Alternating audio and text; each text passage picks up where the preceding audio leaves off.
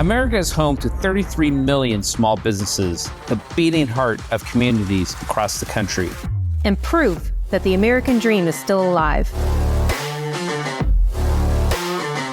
This is a show about those dreamers and doers and the communities they serve. Their real life stories. Their struggles and successes. Their grit, determination, and passion. And the people who fight to keep their American dream alive. I'm Alfredo Ortiz. I'm Elaine Parker. And it's time for another episode of Main Street Matters, America's small business megaphone.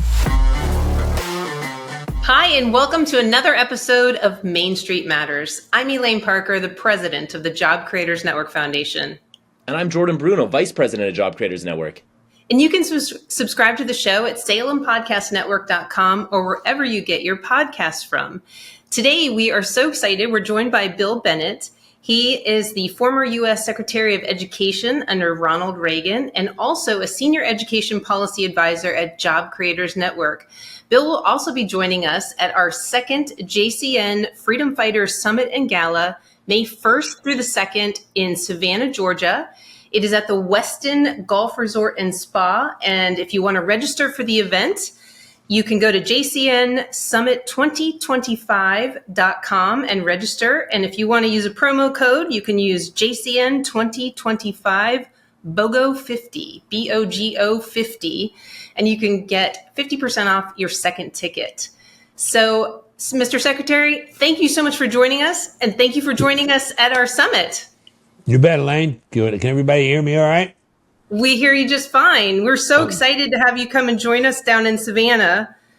I'm already off an island in the Carolinas, so I go island to island. You know. I think they call it island hopping in Jamaica. I call it being a pirate, but go ahead. Yeah, exactly. Well, you're coming to join us for our education panel, and that's a very, very topical issue right now, and has been for several years. But most recently, obviously, we have President Trump, who issued an executive order to dismantle the Department of Education. Yeah. There's one other president I can think of that did that, that wanted to do that, actually didn't do it, but wanted to do it, and that's your old boss, Ronald Reagan. I looked him up this morning, and I saw an interview he did where he said the decline of education began when federal aid became federal intervention. Do you think we can dismantle the Department of Education?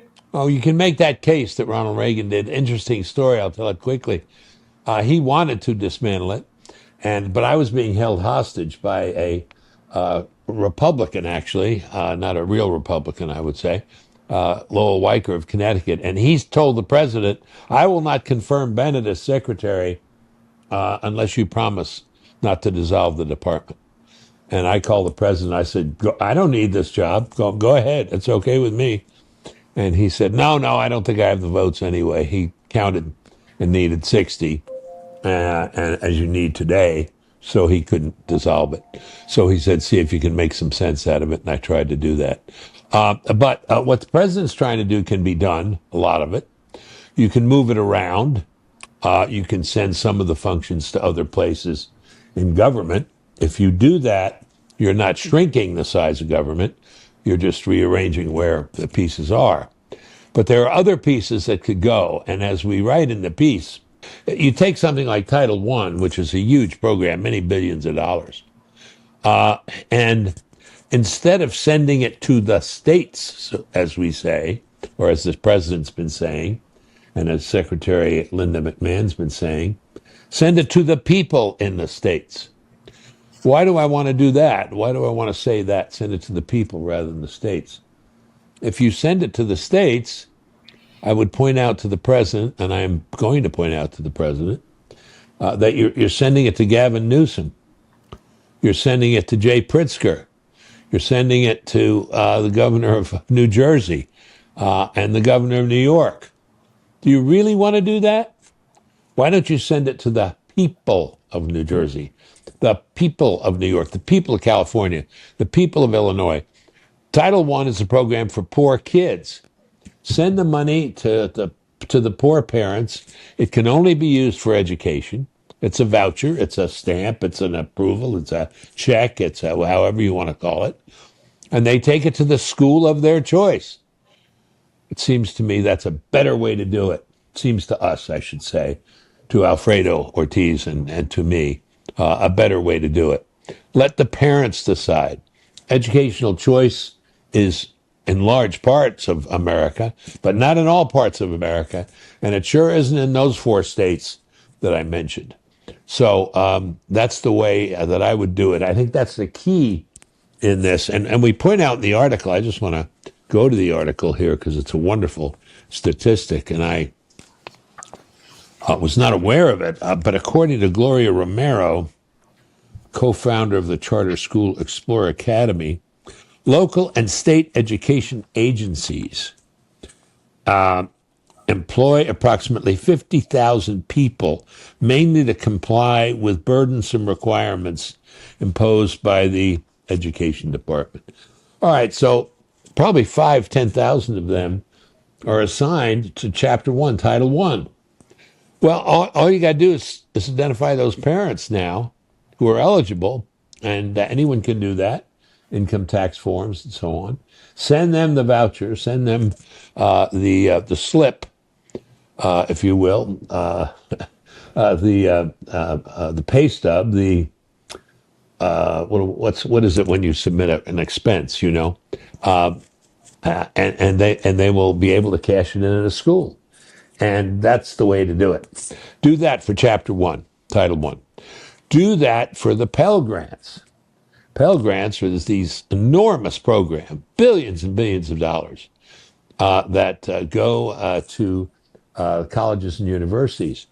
However, most of these funds go directly to parents and families. They can choose the school which they wish to attend. What's true of those what's true of some of those grants should be true of all of them, and you should do the same thing for Title I. That's the basic thrust. School choice is a great idea. It makes education accountable to the parent, and it makes education accountable to the school. Because if the school is not educating the child, the parent will pull the child out and put him in another school. No better way to get accountability than educational choice, Elaine. The argument that we always hear in the news and just speaking to people generally is that if you take the funding out of the public schools and allow parents to send their children elsewhere with vouchers, that you'll hurt the public education system. What's so wrong about having the public education schools compete for those same dollars? Don't we normally see the quality of, wouldn't we see the quality of education improve if they had to compete as much as private schools have to compete for those dollars? Yeah, it's an odd situation that people are describing. Look, public money is for the public. Public education money is for the education of the public, wherever the public goes to school. Could we have it that way? Yeah, you're now in competition for the dollars. So some public schools may dry up. They may have fewer students. I'll tell you, some of them would be schools where boys compete in girls' sports, where they're talking to kids at a young age about gender fluidity, where they're talking about America as the history of oppression and not opportunity. And people will abandon those schools, and they should. So yes, get some competition between those schools. And it's a very good thing to have it, and we should have it. And you know, this is a civil rights issue. Mm-hmm. I've long argued that this is the civil rights issue of the next decade, to give parents the opportunity to have education. Education's the springboard. It's the way you get out of poverty. And if you're reading well at third grade, you got a good chance. You'll do that if you're going to a good school that has good reading programs. That's all there is to it. Mr. Bennett, a lot of states have got tired on waiting on Washington over the last few years, and we've seen a real revolution of education freedom programs in the states. Can you describe this revolution a little bit, and then also give your thoughts on why it's happening now, even though people like us have been working for years, and in your case, decades, on this issue? Well, you got to realize these things take some time. Back in 1985, 86, 87. Were you born, Jordan? Barely, yep. Barely born. Well, okay, all right. We'll take you as born. Uh, I said I had the three C's: Right. content, character, and choice. And people said, okay, well, maybe. And then we started to talk about public school choice. And we got the AFT and the NEA, two big teacher unions, to agree to public school choice. That's one step. The next step was to take it to any school. Al Shanker, the president of the American Federation of Teachers, called me and he said, I'll go for your any school if you'll take the kids at a public school who are performing the least well. And I said, Al, those are the ones we want. Turn them loose. Let the people go. And we will find schools that'll educate them. And I believe you will.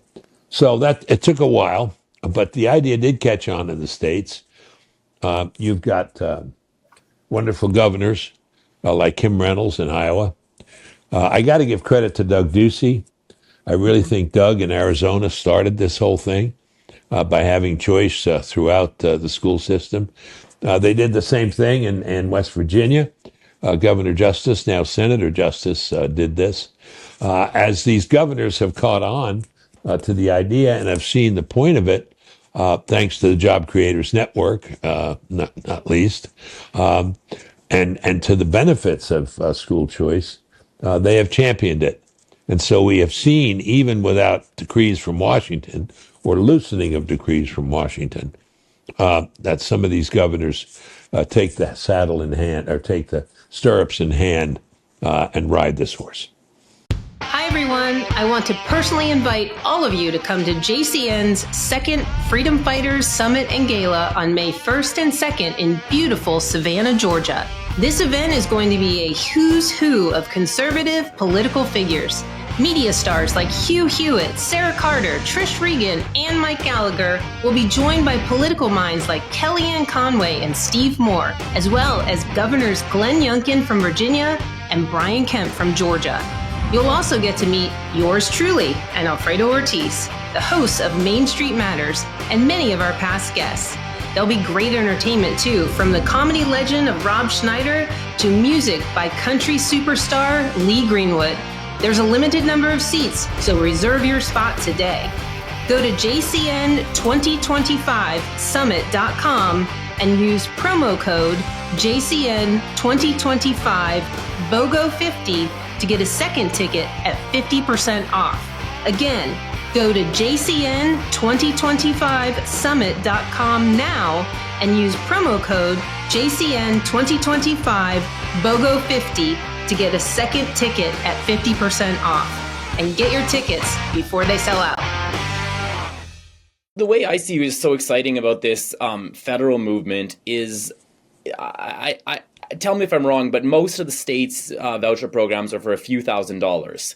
Now, unless you're running the most efficient school possible, it's difficult to educate a child for a few $1,000s. So could conceivably these savings from the Department of Education be funneled to families or education scholarship granting foundations to, say, boost education freedom voucher from $4,000 to, say, $6,000 to empower that child even further? The answer to that is yes. And you can have savings there by eliminating a number of the people who are administering these programs in Washington. And also to keep up with inflation. Look, God knows the taxes go up for public education every year. So should the scholarships.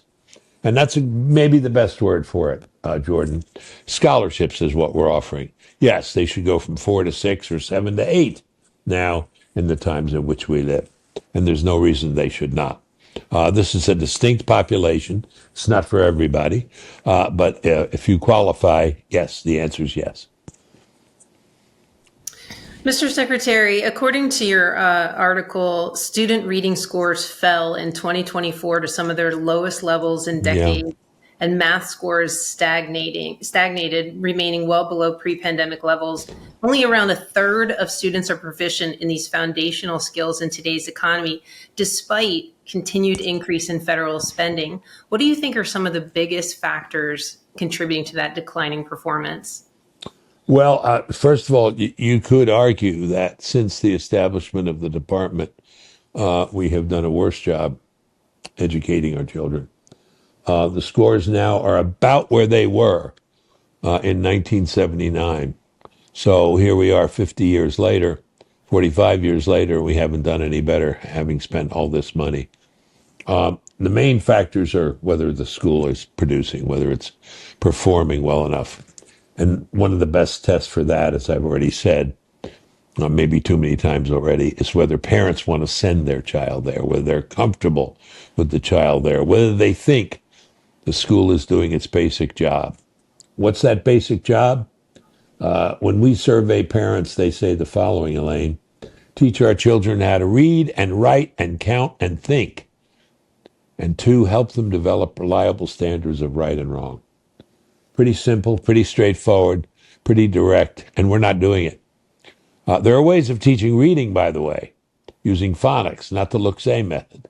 And a lot of schools aren't following the science of reading, what we know to be the science of reading. So give parents a choice to leave that school that's not teaching their child to read, to send them to a school that does teach them that. Those are the key factors. By the way, you're citing scores in history. Those reading and math scores were going down before COVID. Before COVID. You can't blame COVID for all this. They were going down before COVID. COVID escalated it, made it worse. Not escalated, exaggerated it, made it worse. But they were going down before COVID. We've got to pull this thing up. We know how to do it, by the way. We know how to teach reading. Why do I keep talking about reading? Because reading is the key not only to reading and not only to history and obvious subjects. It's also the key to doing well in math. If you can't read, you lack internal confidence. Your brain lacks that confidence. You probably can't do the math either. Or learn anything, for that matter. That's right, Jordan. That's right, Jordan. Yep, anything. I want to put you on the spot here a little bit, maybe break some news here on Job Creators Network, Mainstream Matters. I've heard rumors that in the reconciliation bill that the Republicans are working on right now, there may be a provision, a tax credit provision for those who donate to education freedom accounts. So say my family decides to donate $10,000 to my local, I'm in Grand Rapids, Michigan, account here, I would be able to write that off my taxes. And if that is the truth, we could say go from $4,000 to $6,000 at the department, and that could eventually get up to $8,000. Have you heard anything about this? And would you be supportive of such an effort in the legislation? This is where the questioner knows more than the person who's supposed to answer. Jordan, you've heard about it. Let's put you on the spot. Your intelligence is better. You've heard. I mean, as we know, what's happening right now is the Republicans are hammering this out. They're going back and forth. There's a lot of ideas on the table, but boy, this one is sure an exciting, exciting federal aspect to, again, like we were talking about earlier in the topic, top up these accounts so that a person could be even more empowered. You have $4,000, you're somewhat empowered. You have $8,000, you're very empowered. You got more empowered. Yes, you do. You've doubled it. Yep. No, all good. I hope they do it. I think that'd be a great thing to do. I guess the word I was looking for earlier was an invoice. You can submit an invoice at the school, or you present your scholarship to the school, however you want to do it. But you can't use it to go to buy groceries. You can't use it to buy beer. You can't even use it to buy tickets for a football game, which I'd be inclined to do, but never mind. Well, when I was a kid, I was fortunate enough that my parents knew what schools were the best schools in the county, and they bought in the neighborhood that would put me on track to go to all those schools from elementary through high school. A lot of kids didn't have that opportunity. And what education freedom, universal education freedom, will do is allow the parents who couldn't buy into those neighborhoods to be able to go to those same schools, though. And that's what parents need to understand. But it seems like there's just so much, there's so much misinformation is the best thing I can say. And especially, I wanted to ask you, how do the teacher unions play into this? Well, first of all, they're very shrewd politically and realize the size of their war chest. So they can propagandize. I think there are probably very few Americans who watch television who don't know who Randi Weingarten is. She's there she is, and she's running this union, the AFT, and they're running ads, and what they say is, don't destroy the public schools. No matter what you choose to do, make your own choice, but don't destroy the public schools by taking away their money. Well, again, I think this is a confusion. The public money isn't for public schools. The public money is for the public. Go back to higher education. When we give that money to parents to choose an institution of higher education, they can pick anyone they want. They can pick religious institutions. They go to Notre Dame or yeshiva, and they don't have to go to the State University, Indiana, or State University of New York, and that's allowed, and so it should be allowed. The argument, though, is persuasive to a lot of the public. They say this is taking money away from the public schools. It's taking money away from the bad public schools. So be it. And giving them to the good public schools and the good private schools and the good home schools. Mm-hmm. And that's the way it should be. Upper middle class people, or middle class people like Elaine's parents, we already have school choice. We can choose to go to a neighborhood that has good schools. So all we're asking, or all we're trying to do, is expand what we are so blessed to have to the entire population. That's right. This is real equal opportunity. That's very well said, Jordan. And that's right. This is why I call it a civil rights issue. Opportunity. Where do you have real opportunity?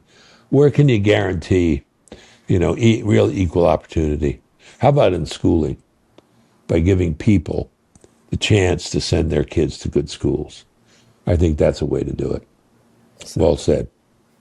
Well, Mr. Secretary, thank you so much for your time today. And I'm so glad that you're going to make it to Savannah and join us to talk about this important issue and education freedom and why it is so important to all families. And, I'm so glad you're part of this battle with us, or we're part of the battle with you because you've been in it for a lot longer.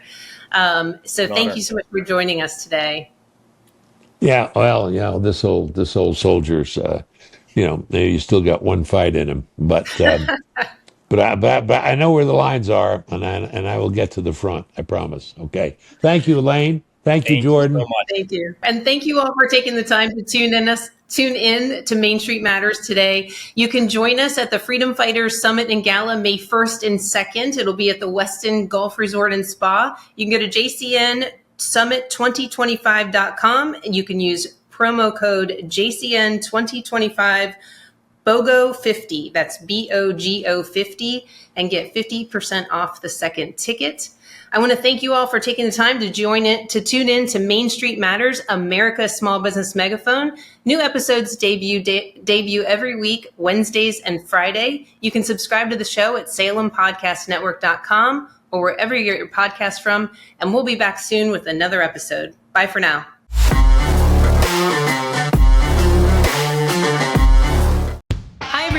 I want to personally invite all of you to come to JCN's second Freedom Fighters Summit and Gala on May 1st and 2nd in beautiful Savannah, Georgia. This event is going to be a who's who of conservative political figures. Media stars like Hugh Hewitt, Sarah Carter, Trish Regan, and Mike Gallagher will be joined by political minds like Kellyanne Conway and Steve Moore, as well as Governors Glenn Youngkin from Virginia and Brian Kemp from Georgia. You'll also get to meet yours truly and Alfredo Ortiz, the hosts of Main Street Matters, and many of our past guests. There'll be great entertainment too, from the comedy legend of Rob Schneider to music by country superstar Lee Greenwood. There's a limited number of seats, so reserve your spot today. Go to jcn2025summit.com and use promo code JCN2025 BOGO50 to get a second ticket at 50% off. Again, go to jcn2025summit.com now and use promo code JCN2025 BOGO50 to get a second ticket at 50% off. And get your tickets before they sell out.